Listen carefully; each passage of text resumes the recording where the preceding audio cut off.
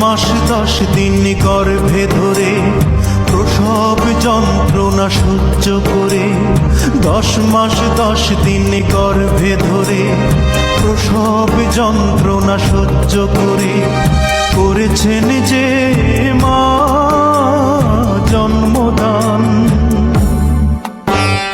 ঘুম পাড়ানি গান শুনিয়ে বুকের রক্ত দুধ বানিয়ে, ঘুম পাড়ানি গান শুনিয়ে বুকের রক্ত দুধ বানিয়ে করিয়েছেন যে মা দুগ্ধ পান।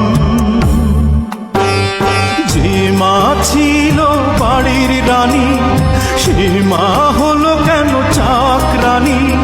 কোন পাষণ্ড করেছে কাজ, হায় আমি কি দেখছি আজ।